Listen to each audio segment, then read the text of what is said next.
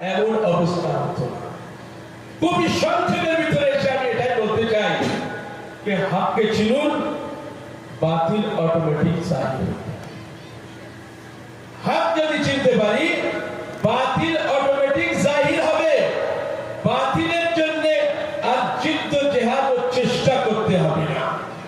এই জন্য সারা দুনিয়ার মানুষের কাছে আমার প্রশ্ন এটাই যে আজও হুসাইন ইবনে আলী আলাইহিস সালাতু ওয়াস সালাম ওই মাফিয়া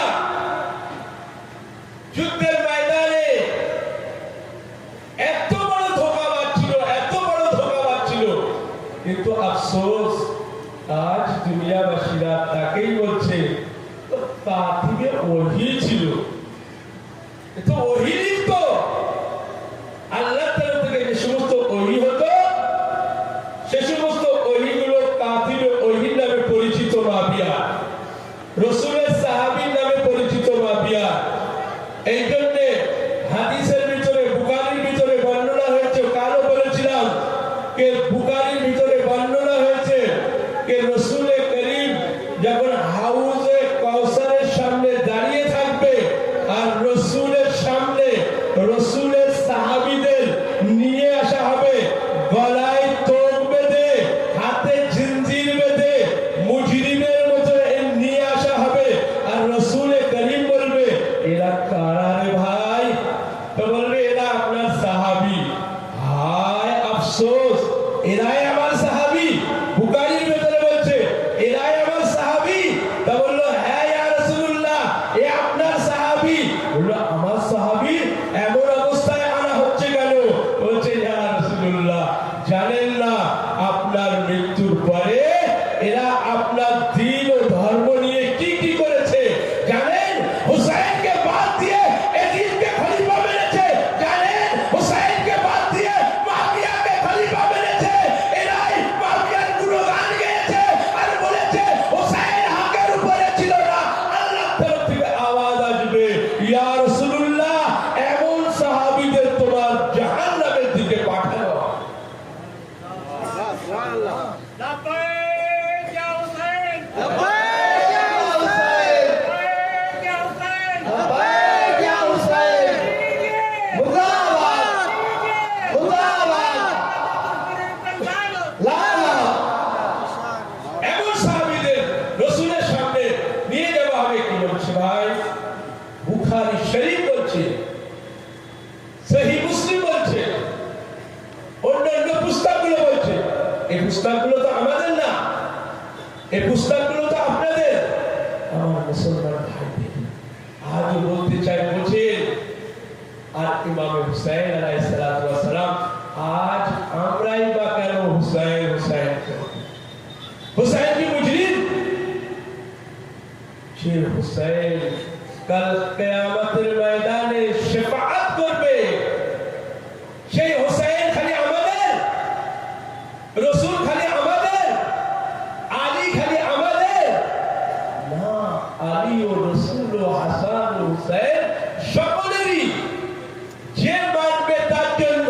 কিন্তু মনে রাখবেন, জান্নাতে যদি যেতে চাও তাহলে এদের দামান ধরো, নইলে কোথাও কোনো বুখারী হাদিস বয়ান করতে পারবে না যে মুআবিয়া জান্নাতের সরদার, এজিদ জান্নাতের সরদার।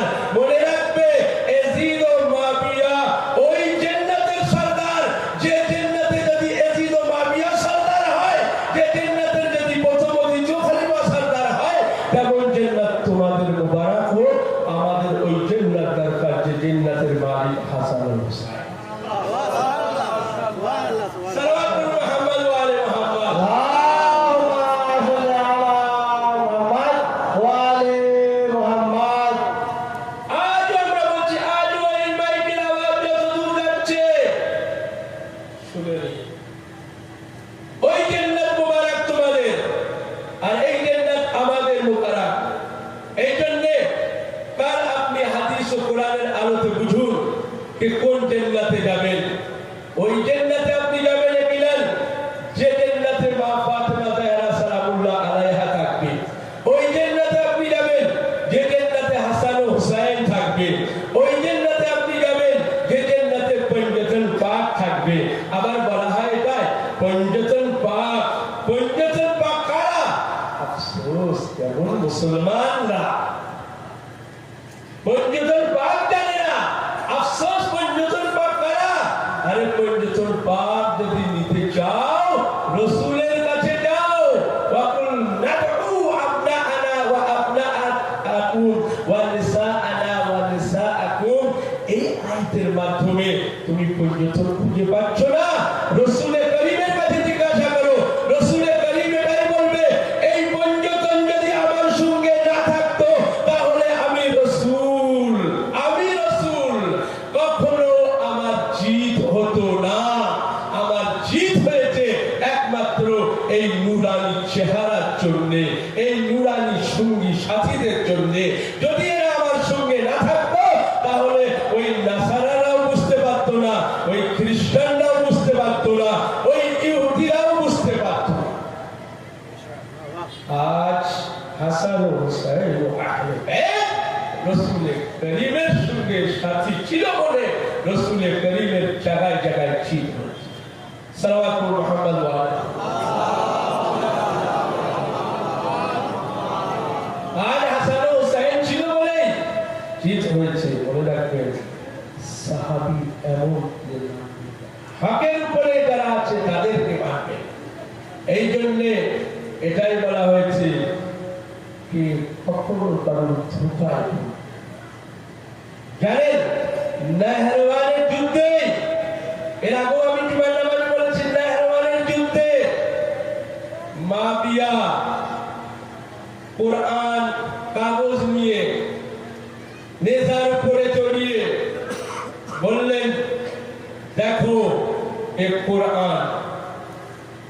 সারা যারা সেখানে ছিল, এমনকি মালিকে আশতার হযরতে আলী ইবনে আবি তালিব আলাইহিস সালাতু ওয়াস সালামের বিখ্যাত সাহাবী, তিনিও বললেন, যখন মাবিয়া এলান করলো যে কোরআন, মালিকে আশতার হযরতে আলীকে জিজ্ঞাসা করছে, মাওলা মাবিয়ার বিরুদ্ধে তো লড়া যায়, কিন্তু এই যে কোরআন মাবিয়া এলান করেছে, এই কোরআনের বিরুদ্ধে কি লড়তে পারবো? কোরআনের বিরুদ্ধে কি লড়া যাবে? শুনেন, এর নাম হচ্ছে আহলে বাইত।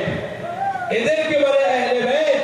বলছে কোরআন এলান করছে মাবিয়া, যে কোরআন। মালিকে আশতার আলী ইবনে আবি তালিবকে জিজ্ঞাসা করছে যে কিভাবে লড়বো, কোরআন তো সামনে।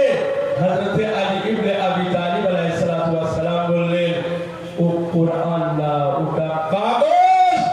কোরআনে আলী ইবনে আবি তালিব আলীর সাথে যে লড়বে, সে কোরআনের সাথে লড়াই করেছে। মনে রাখবে, এ তো মাবিয়ার ধোঁকার চাল, যাতে এই কোরআন বললে মানুষ হয়তো আলীর সাথে লড়াই করবে। ওই মাবিয়াকে খলিফাও সাহাবী রাসূল বলে মানি না, যে আলীর সাথে যুদ্ধ করতে আসবে, যে আলীর সাথে যুদ্ধ করেছিল। এই জন্য এটাই বলা হয়, কখনো ধোঁকায় পড়বেন না। মাওলা আলী ইবনে আবি তালিব আলাইহিস সালাতু ওয়াস সালামের মহব্বত নিয়ে আগে বাড়বেন, ধোঁকা দূর হয়ে যাবে, সিরাতে মুস্তাকিম সামনে আসবে। সেই সিরাতে মুস্তাকিমের উপরে সওয়ার হয়ে আগে বাড়বেন, বাকি কোনো জিনিসের প্রয়োজন নেই। এই জন্য তো আমাদের যে সমস্ত সাহাবীদের আমরা মানি, সেই সমস্ত সাহাবীদের ভিতরে মহব্বতে আহলে বাইত আলাইহিস সালাতু ওয়াস সালাম ছিল। আমাদের কোন সাহাবী এমন নেই যে এরা আহলে বাইত আলাইহিস সালাতু ওয়াস সালামের মহব্বত করত না। এই জন্য আমরা সাহাবীদের তারিফ এটাই করি যে যারা আহলে বাইতের সাথে মহব্বত করে তাদেরকে বলা হয় সাহাবী, তাদেরকে বলা হয় রাসূলের সাহাবী। রাসূলের উপরে ঈমান, আল্লাহর পুস্তকের উপরে ঈমান, এবং তাছাড়াও আহলে বাইত আলাইহিস সালাতু ওয়াস সালামের উপরে মহব্বত, তেমন সাহাবীদের আমরা মানি।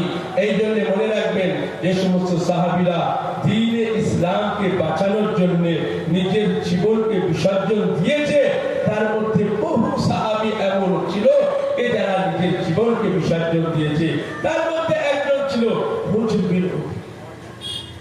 এই জনাবে হুজর এমন একজন সাহাবী যে আলী ইবনে আবি তালিব আলাইহিস সালাতু ওয়াস সালামের মহব্বত করতেন। এদের দুশমনরা আসলো, আসার পরে বলছে তোমাকে কতল করা। সাহাবী উত্তর দিলেন, যদি এটা আমার কতল করা হয় বিসমিল্লাহ, কারণ এটাই এর ভিতরে আলী ইবনে আবি তালিবের মহব্বত আছে। এই আলীর মহব্বতে যদি কতল করা হয় মনসুর, কোনো অসুবিধা নেই, রাজি আছে। বলল আচ্ছা, তোমার সাথে আরো যে 8 জন আছে তাদেরকেও কতল করা হবে। তা বললো ঠিক আছে, তাদেরকেও আপনি কতল করেন। তারা বললো ঠিক আছে, হত্যা করো, কোনো অসুবিধা নেই, অসুবিধার কোনো জায়গাও নেই, আমরা সকলেই রাজি আছি। আসলো জিল্লাত, আসার পরে বলছে হুজুরকে হত্যা করা হবে। জনাবে হুজুর বললেন, শোনো, আমাকে হত্যা করার আগে আমার 2টি শর্ত মেনে নিও। বললো কি 2টি শর্ত? বললো আমার প্রথম শর্ত হচ্ছে এটাই যে আমাকে 2 রাকাত নামাজ পড়ার অনুমতি দাও। এ আমার শিয়ার, এ আমার চাহনেওয়ালা, এ ইমামের চাহনেওয়ালা, ইমামের সাহাবী একে প্রথম শর্ত হচ্ছে আমার এটাই 2 রাকাত নামাজ পড়তে দাও। বললো 2 রাকাত নামাজ পড়ার অনুমতি দাও। বললো দ্বিতীয় শর্ত হচ্ছে কি তোমার, বলো। তা হচ্ছে তৃতীয় শর্ত হচ্ছে আমার এটাই যে আমাকে আগে যেন হত্যা না করা হয়। আমার 2 সন্তান আছে, 2 সন্তানকে আমার আগে যেন হত্যা করা হয়। বললো কেন? পৃথিবীর সমস্ত বাপ এটাই দেখেছি, বাপ এটাই বলে ছেলে বেঁচে যাক, বাপ হত্যা করে দাও বাবাকে, কোনো অসুবিধে নেই। কিন্তু তুমি এমন কথা কেন বলছো? পৃথিবীর উল্টো কথা কেন তোমার মুখে? এই কথাগুলো কেন বলছো? তুমি তো এটা বলতে পারো, ঠিক আছে আমাকে হত্যা করে দাও, 2 রাকাত নামাজে তোমার সময় দিলাম, তুমি এটা বলতে পারো আমাকে হত্যা করে দাও, কিন্তু এই শর্ত কেন রাখছো? না, আমার সামনে আমার 2 সন্তানকে হত্যা করো। বললো কেন? তখন এই সাহাবী উত্তর দিচ্ছে, বলছে এই জন্য বলছি, আমি বাবা হয়ে দেখতে চাই যে আমার 2 সন্তান আলীর মহব্বতে দুনিয়া থেকে চলে গেছে। আমার এই 2 সন্তান আলীর মহব্বতে আমি বাবা, আমি দেখতে চাই আমার সামনে কে না এরা অন্য রাস্তায় যায়নি। তার মানে এটাই বলতে চেয়েছে আলীর রাস্তা হকের রাস্তা, এই রাস্তার উপরে আমিও মরবো, আমার সন্তানদেরও এই রাস্তায় শহীদ হতে দেখতে চাই। তার মানে হচ্ছে এটাই হকের রাস্তা, শহীদ হব আমিও, শহীদ হব আমার 2 সন্তানও, শহীদ হবে আমার পুরো পরিবার। মনে রাখবে, এর নাম হচ্ছে সাহাবী, এর নাম হচ্ছে আলীর চাহনেওয়ালা, এর নাম হচ্ছে আলীর মহব্বত রাখনেওয়ালা। আছে দুনিয়ায় এমন, আছে দুনিয়ায় এমন, কোথায় পাবে না।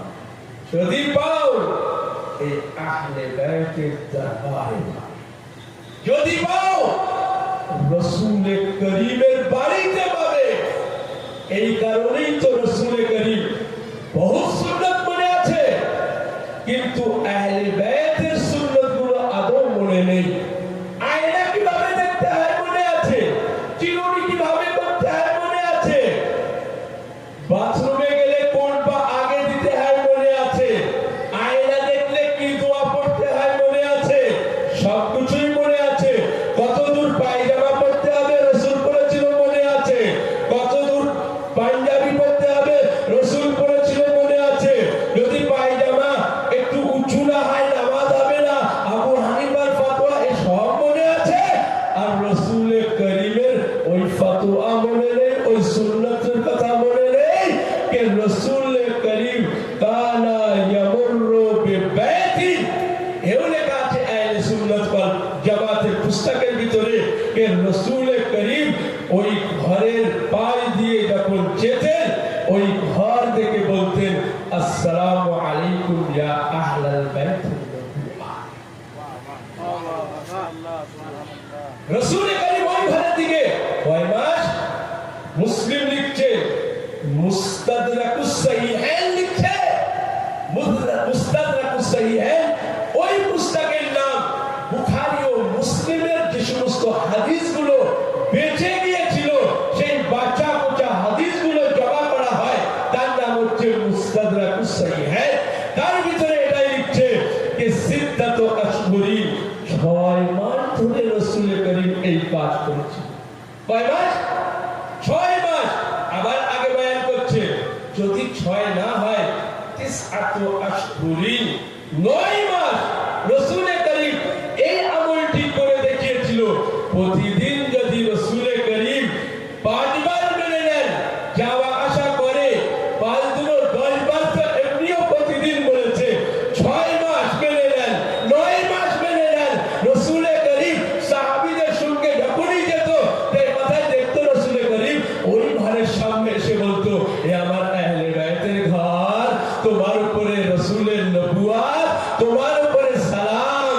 রাসূল করিম দুনিয়া ওয়ালাদের জানিয়ে দিয়ে গেল কে দেখো মনে রাখবে আজ এই ঘরে আমি সালাম দিচ্ছি, আমার সুন্নত এটাই হবে, এই ঘরের সামনে এসে তোমরাও সালাম জানাবে, তোমরাও নামাজের পরে বলবে আসসালামু আলাইকা ইয়া আবু আব্দুল্লাহ। কিন্তু হায় নামাজ তো আছে, সালাম নেই, তাও এমন নামাজ, অসম্পূর্ণ নামাজ, কখনো নেবে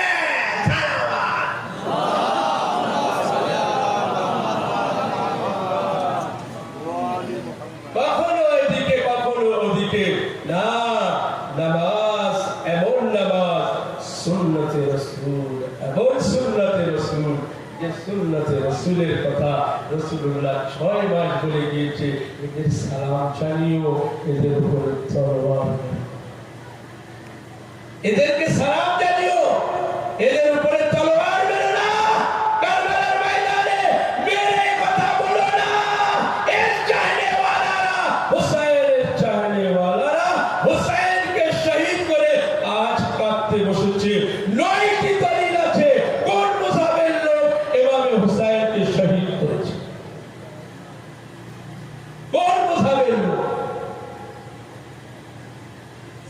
তার ভিতরে মনে রাখবেন এটাই, সে হুসাইন ইবনে আলী কুফা ইমামে জনাবে আমিরুল মুমিনিনের রাজধানী ছিল, দারুল খেলাফত ছিল ইমামে আমিরুল মুমিনিন আলাইহিস সালাতু ওয়াস সালাম, সেখানেই সবকিছু করেছে। তার মানে এই নয় যে সমস্ত কুফাবাসীরা হযরত আমিরুল মুমিনিনের মাননেওয়ালা ছিল, হাদিস নেই সমস্ত কুফাবাসীরা মাননেওয়ালা ছিল। মাসিয়া গ্রামে এতটা লোক বাস করে, মনে করেন 500 ফ্যামিলি বাস করে। তার মানে কি এই কোন একটা ঘটনা যদি ঘটে যায় তা মাসিয়ার লোক বলবে মাসিয়ার লোক মেরেছে, কিন্তু হতেও তো পারে মাসিয়ার লোকের ভিতরে দেখতে হবে মাননেওয়ালারা যারা মেরেছে তারা কোন মুযাহিদ ছিল। হানাফিরাও বাস করে, হাম্বলীরাও বাস করে, দেওবন্দিরাও বাস করে, ইমামে মালিকের মাননেওয়ালারাও বাস করে, আহলে বাইতের চাহনেওয়ালারাও বাস করে। এবারে দেখতে হবে মার্ডার কোন মানুষটা করেছে, তার মুসাফ কি ছিল।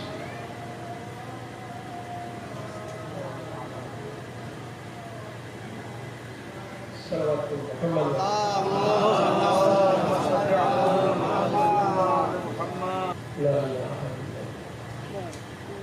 মুহাম্মদ ওয়া আলি মুহাম্মদ সাল্লাল্লাহু তো আমাদের দেখতে হবে, বুঝতে হবে, হাদিসগুলো বুঝতে হবে, কোরআন মাজিদের আয়াতগুলো বুঝতে হবে, তার তাফসীরগুলো দেখতে হবে। যদি আমরা সেগুলো দেখি তাহলে আলহামদুলিল্লাহ সঠিক মুযহাব, সঠিক দ্বীন এবং যে দ্বীন ও হকের কথা কোরআনের মাজিদের ভিতরে আল্লাহ সুবহানাহু ওয়া তাআলা বয়ান করেছে সেটা আমরা আজ এই 40-এর 13 সফরের রওয়ায়াতের ভিতরে লেখা আছে জনাবে সকিনা সাল্লাল্লাহু আলাইহি ওয়াসাল্লাম। কোন কোন রওয়ায়াতে শাম ও দামিশকে 5 তারিখে সফর মাসে जनाब सकीना सलामुल्लाह अलैहा শাহাদাতের তারিখ বর্ণনা করা বিভিন্ন রওয়ায়াতের ভিতরে বর্ণনা আছে যাই হোক এই ছোট্ট বাচ্চি জনাব সকিনা সালামুল্লাহ আলাইহা কারবালার পরে বড় কষ্ট পেয়েছে, খুবই দুঃখ পেয়েছিল। বিশেষ করে নিজের বাবাকে হারানোর পরে এই ছোট্ট সকিনার দিনগুলো কেটেছে কাঁদতে কাঁদতে কাঁদতে দিনগুলো কেটে গিয়েছিল। কখনো রাতে বসে কাঁদতে বলতো হায় বাবা, কখনো দিনে বসে কাঁদতো আর বলতো হায় বাবা। একদিন স্বপ্নে দেখে যে আজ আমার বাবা বলেছে সকিনা আমি তোমাকে নিয়ে আসবো, খুব তাড়াতাড়ি তুমি আমার সাথে দেখা করবে। জনাবে সকিনা সকাল হতেই ফুফি আম্মার কাছে গিয়ে বলছে ফুফি আম্মা আমি রাতে স্বপ্ন দেখেছি আমার বাবা বলছে কি বেটি সকিনা খুব তাড়াতাড়ি তুমি আমার কাছে চলে আসবে। ফুফি আম্মা আমার বাবা কি আসবে, আমাকে নিয়ে যাবে? আজিজো জনাবে সকিনা সালামুল্লাহ আলাইহা একিলাল শামের রাস্তায় কুফার রাস্তায় জনাবে সকিনাকে বহু কষ্ট করতে হয়েছে। দেখুন 1 তারিখে সফর মাসের সেই শামে উরুদ প্রবেশ করে, শামের সেই মেন দরওয়াজায় এদেরকে 36 ঘন্টা দাঁড়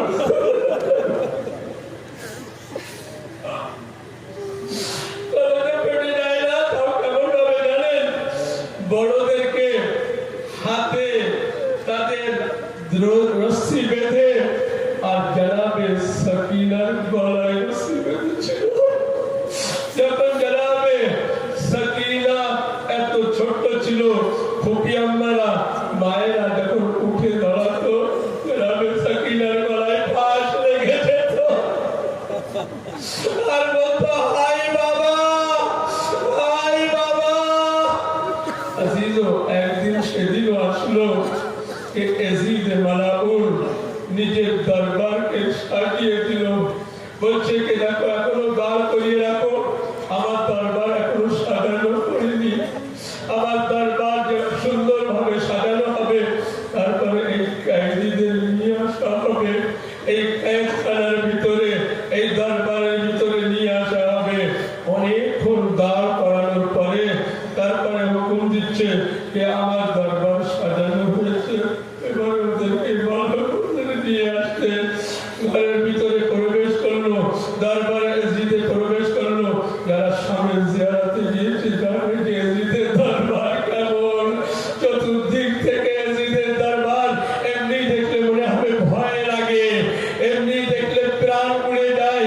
সেই দরবারে তাদেরকে যখন দাঁড় করানো হয়, তাদেরকে ডাকা হয়, সেই দরবারে বসে আছে বিভিন্ন দেশের লোক, বিভিন্ন দেশের ওয়াজির, বিভিন্ন দেশের খলিফারা বসে আছে, নাম কান্নেওয়ালা লোকেরা বসে আছে, ওজির ওজরা ও মন্ত্রীরা বসে আছে। আজিজো এদেরকে নিয়ে আসা হলো, বলছে এজিদকে জিজ্ঞাসা করছে, বলছে এরা কারা, যাদেরকে এইভাবে নিয়ে আসলে? বললো এরা বিদ্রোহী ছিল, আমার বিরুদ্ধে লড়াই করার জন্য এসেছিল, আমি এদেরকে এমন শাস্তি দিয়েছি আজ থেকে নেই। কিন্তু তার ভিতরে একজন ছিল যার নাম ইমামে জাইনুল আবেদিন। একবার ইমামে জাইনুল আবেদিন এজিদকে বলল, এজিদ আমাকে একটু অনুমতি দাও, আমি দু চারটি কথা বলতে চাই। এজিদ অনুমতি দিচ্ছে না, এজিদের মুয়াজ্জিন ওদিকে আযান শুরু করে দিয়েছে, বলছে আমাকে অনুমতি দাও। একবার জনাবে ইমামে সাজ্জাদকে অনুমতি দেওয়া হলো। ইমামে সাজ্জাদ বললেন, জানো আমি কে? আমি হুসাইন ইবনে আলী ইবনে আবি তালিবের সন্তান জাইনুল আবেদিন। আমার বোন জনাবে সকিনা, আমার ফুফি আম্মা জনাবে যায়নাব। আজিজো পরজা ফেটে যাবে। এজিদ সিংহাসনে বসে আছে, ইমাম হুসাইন আলাইহিস সালাতু ওয়াস সালামের স্যার এক থালা, একটি থালায় রাখা আছে, থালা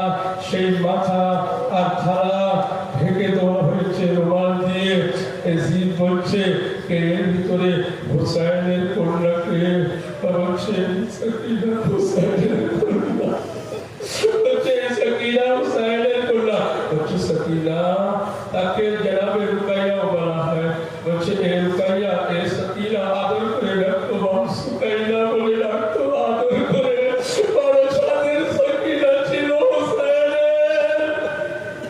जब से यजीद बलाउन बच्चे सकीना শুনেছি তোমার বাবা নাকি তোমাকে খুব ভালোবাসে বলছে কি করে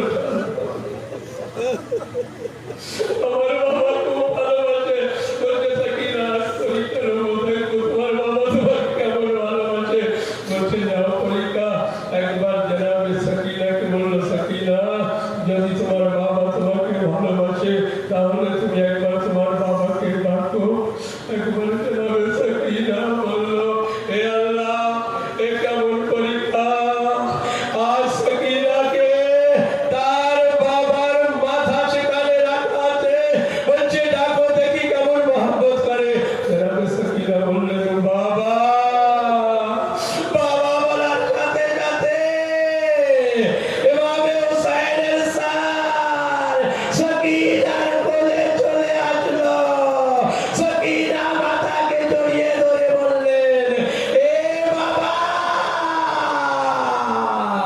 আরে দেখো আমার গালে চড় মেরেছে আমার এই গাল নীল হয়ে গিয়েছে এ বাবা আমার কানের দুল ছিঁড়ে দিয়েছে এ বাবা আমাকে চাবুক দিয়ে মেরেছে এ বাবা আমার উপরে এমন অত্যাচার করা হয়েছে বাবা আমি যখন বলতাম "আয় আমার বাবা আয় আমার বাবা", আমার কাছে তখন তাজিয়ানা নিয়ে চাবুক নিয়ে আসতো আর বলতো ডাক তুই তোর বাবাকে দেখি তোর বাবা কত বাঁচাতে পারে